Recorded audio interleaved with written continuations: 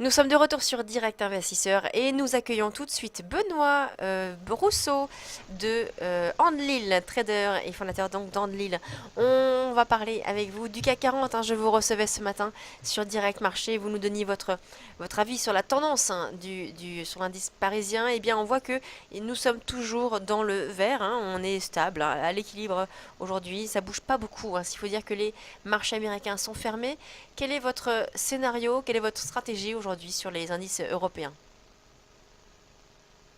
Alors sur les indices européens, effectivement, comme vous le dites, Lucie, on n'a pas l'appui des Américains, de nos grands frères, et ça se ressent instantanément sur les marchés. On est dans un range extrêmement étroit, de 15 points maximum. On a été tapé la S1 journalière à 4748. On est remonté de 15 points sur le point pivot journalier. Et là, on a de fortes chances, donc oui, là, les 15 points en fait, et on a de fortes chances de rester dans cette zone-là quasiment toute la journée. On a peut-être deux moments où ça va peut-être booster à 11 heures. On a un indicateur européen important, c'est un peu peut-être ce qu'attend le marché à l'heure actuelle, la balance commerciale du mois de décembre de l'Union européenne. Et puis on a surtout la réunion de l'Eurogroupe. Réunion de l'Eurogroupe qui est une réunion mensuelle, plus ou moins informelle, des ministères, de tous les ministres des Finances de la zone euro. Et la question de la Grèce va se poser là. Et là, on risque d'avoir beaucoup de mouvements. Alors le problème, c'est que comme c'est une réunion entre guillemets informelle, on sait qu'ils se réunissent vers les 16 heures, mais on ne sait pas quand est-ce qu'il y aura une déclaration entre guillemets précise, si ce sera 16h30, 17h, 18h, ou s'il y aura des fuites. Donc à partir de 15h30, 16h, ce sera encore plus mort en fait sur les indices européens, mais on peut d'un seul coup avoir une bougie fulgurante parce qu'il y aura eu une info qui sera tombée sur la situation avec la Grèce. Donc c'est vraiment une journée un petit peu piège à mon avis. Donc j'ai très peu tradé ce matin. J'ai passé que deux trades. Alors que d'habitude, quand vous m'appelez vers 10h30, parfois j'en ai passé 10 ou 15. Là, seulement deux, parce que vraiment, c'est lent. Et On voit sur votre graphique, voilà, Benoît, il se passe que pas grand-chose. On le voit à la on est taille des venu bougies. taper votre support, support 1 journalier sur le CAC 40. Vous avez pu Oui, profiter oui, très. de ce test pour entrer en position? Alors, non, j'en ai pas profité et je m'en veux encore. C'est très agréable de poser la question. Parce que j'étais à 4745 à l'achat, donc à ce niveau-là, légèrement en dessous, et on est descendu, j'étais ici, en termes à l'achat pour rentrer, et on est descendu à 4746,5, donc j'ai raté le bas du jour à 1,5 point, et après je suis passé, je surveillais le DAX en même temps. Là, si vous voulez, c'était un ordre un peu automatique que j'avais mis, qui a pas été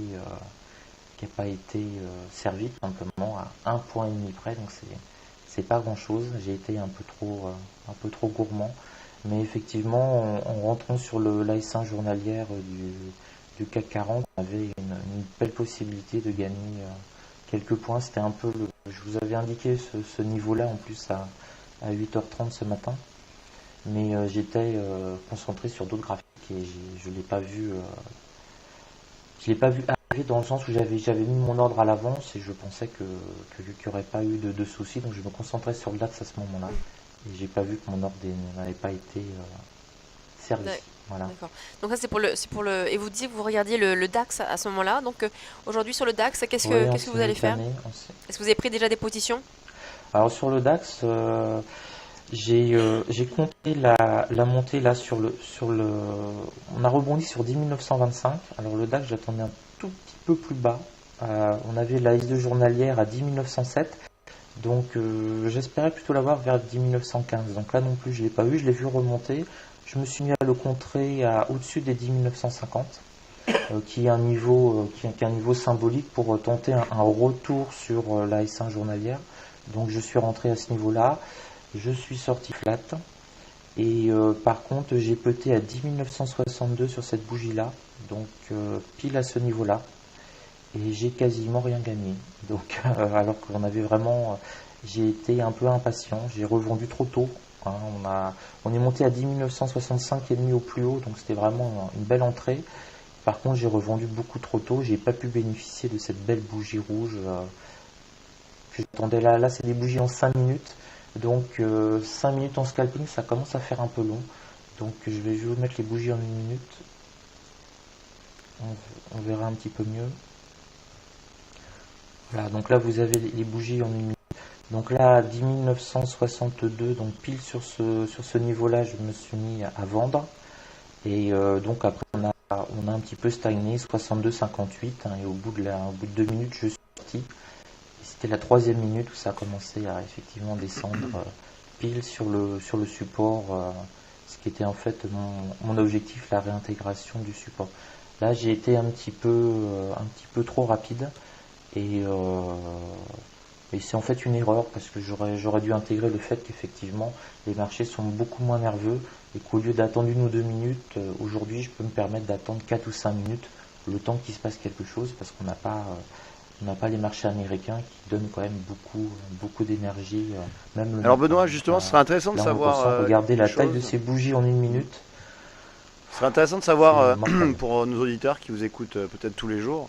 En moyenne, vous détenez une position pendant combien de temps en fait? Parce que vous nous dites que vous avez scalpé par exemple sur 2 Alors, minutes là. En moyenne, vous avez estimé à ouais. combien de temps le temps d'une position détention? Alors, il m'arrive de prendre des positions swing, parfois sur plusieurs semaines. Donc on retire ces positions swing là, qui sont exceptionnelles, hein, qui Hmm. peuvent représenter moins de 1% de mes positions de manière générale. Un bon scalp, ça dure moins de 10 secondes. Ah d'accord.